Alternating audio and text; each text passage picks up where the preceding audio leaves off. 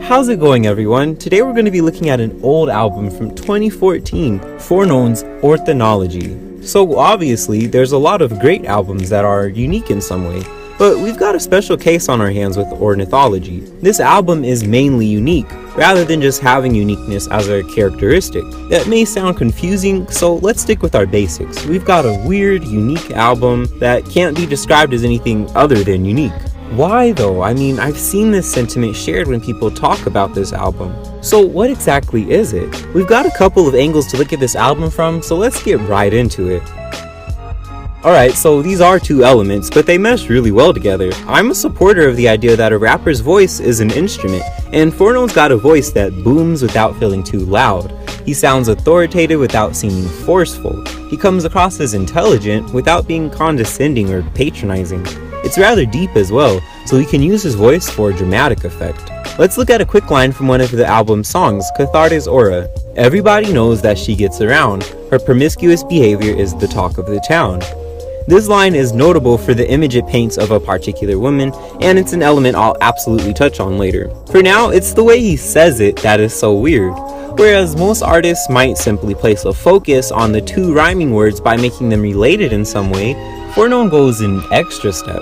He places vocal emphasis on around and town by making his voice deeper and stretching out the words. It's just plain weird, but it grabs your attention. The song itself isn't too lyrically complex, but at every corner his voice is doing something weird and yet effective to keep my attention. You feel the suspense, the shock, the betrayal, all in his voice rather than the lyrics. These days, artists can sound a little monotone or laid back with their voices, and that's not necessarily bad. It's just that with an artist like Foreknown, you can really feel the emotions of the story he tells, because his already commanding voice fluctuates appropriately with what he's lyrically saying. With beats handled by Beautiful Eulogy, D. Steele, The Bridge, and others, this album is just absurd in its soundscapes. All of these producers are amazing at making beats that are cutting and focused. The beats are always sharp, and it does wonder for Foreknown's style. You see, with these tight sounding beats and Foreknown's commanding voice, you get a product that sounds powerful. That's something not many artists can do, as honestly I can often get distracted during a song and completely lose the feel of it. Alright, so on one hand we've got his voice and his production as one element squished together. What else do we have though? I think his lyrical content is equally important in all of this, so let's look more in depth than that. One of the things with today's rap is that there's often an air of mystique about it.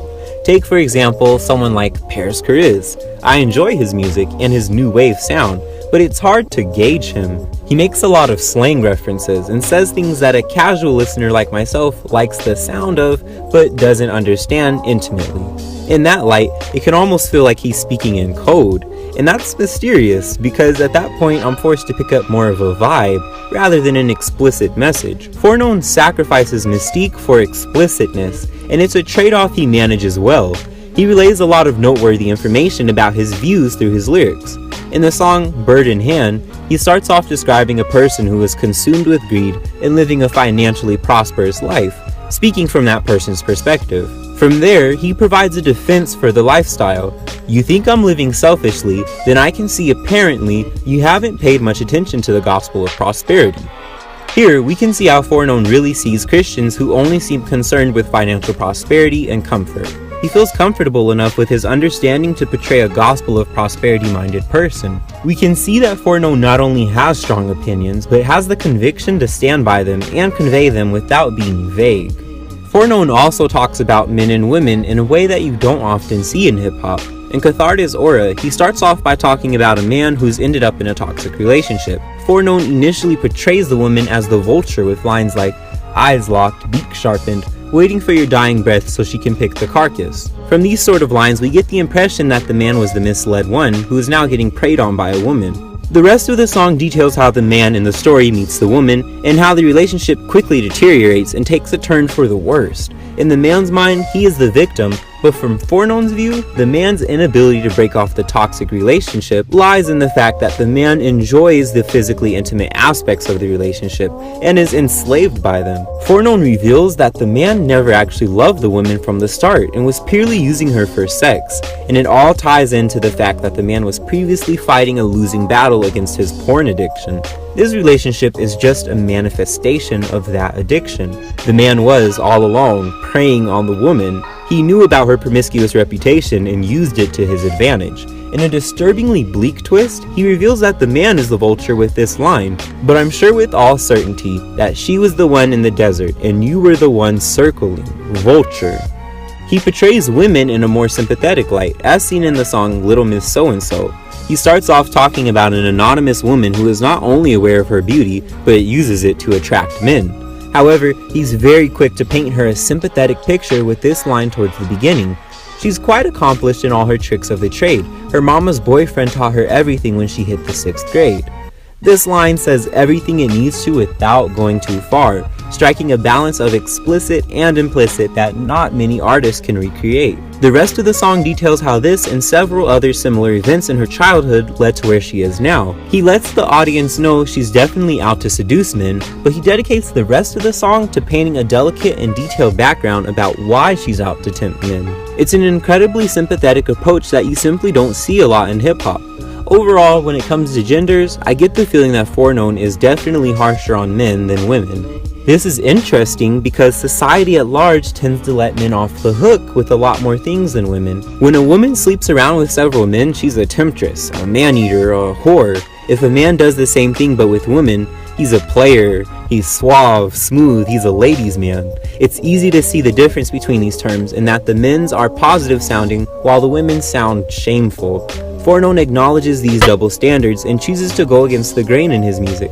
In Cathartes Aura, the man starts off as innocent but is revealed to be the predator all along. In Little Miss So-and-So, the woman starts off as the predator but is revealed to have been viciously preyed on in her childhood when she was innocent. It's lyrical tendencies like this that truly set Ornithology apart as an album. If there was one last thing I had to pick out that is truly unique, it would be the bird motif throughout the album. A lot of albums have themes to them, but it's rare to come across a true blue animal motif. Street Henslow and Steady had the tortoise and the hare, with himself as the hare, and he frequently made references to that throughout the album, but otherwise I can't think of many examples. The thing that makes animal motifs so strong when it comes to music is that animals have very decided characteristics. We know how they are, so it doesn't take much explaining about why a rap song might sound ferocious and aggressive if it's got a lion motif to it. In the same vein, Ornithology has birds everywhere. On the album cover, we've got 3 birds, 2 perched opposite of each other on Foreknown's shoulders. The third bird rests between them, seeming to make a nest in Foreknown's fuzzy beard. The bird on the far left appears dark, while the bird in the beard presents a middling gray and is a different species. This touch of detail is small but really nice, as it makes the album feel less one-dimensional. Yes, ornithology is literally the term for the scientific study of birds, and yeah, there's 3 birds on the cover. But the birds don't all look the same, and in a similar way, Ornithology as an album isn't of a single track mind. This recurring theme of birds is used neatly. Cathartes Aura, while a song name, is also the scientific name of the turkey vulture. This plays into the song as you might hope, with the woman and the man taking turns being the metaphorical vulture. There's a song literally called Bird in Hand, which has Jay Gibbons go off on a whole symbolic tangent about a bird. A song with an absurdly long title is all about a symbolic story told through the perspective of a bird, almost a fantasy story. As you can see, there's recurring themes of birds, enough to make you feel like there's actually a concept within the album rather than just being a cool album name or a cool album cover. Foreknown really feels some sort of attachment to birds and chooses to use their various species to relate different characters and ideas within this album. It's not a bird album, but it is an album inspired by the sharp, finicky, and whimsical nature of birds. They're quick to move on to the next thing and fly around freely, but are also bound by the physics that limit them. Likewise, Foreknown is quick to jump around to entirely different subjects with each song, some uncomfortably heavy and others bizarrely whimsical and fun, but he's always limited by his convictions. This album is as unpredictable as any given bird. It might explosively take flight with a song, or it may perch to ponder deeply with a song. Overall, the album makes great use of this animal motif in a way that is so thorough without being forceful or repetitive. And not to be a broken record, but you really just don't see hip-hop artists do this a lot. So all in all, I didn't really touch too deeply on any particular thing, but I'm not sure I needed to.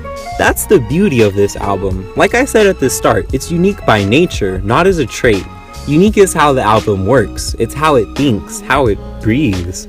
No matter how you tackle this object, if you go deep or stay shallow, it's weird, it's bizarre, it's explicit, it's whimsical, and it's got birds everywhere to top it all off. I think that's honestly part of why even 3 years later, I got requests to do a video on this strange album. I start my YouTube channel, I'm just barely making a name for myself. The very first requests I get are on this bird-themed album from 2014. That's incredible. It just goes to show you the timeless nature of this album. Foreknown didn't just go against trendiness, he pretty much ignored it, in the same way that a bird comes across as being oblivious. But it ended up resulting in a project that is still being listened to, still being asked about, still being talked about, as this video exemplifies. All in all, this was and is an amazing album, possibly ahead of its time in its usage of animal motifs. I think it's safe to say it won't be dying anytime soon in the hearts of hip-hop fans, so vultures better steer clear. Naturally, I want to hear what all of you thought about this album too. Was it too weird? Was it not anything special? How did you guys feel about the whole bird motif? As always guys, thanks for watching, and until next time, peace out. Pizza in my hand, grape soda in my bottle. Make it rain, Monopoly money like it's a lotto. Dancing on the treadmill, doing party cardio. Footy pajama, pizza dance, karaoke party, go.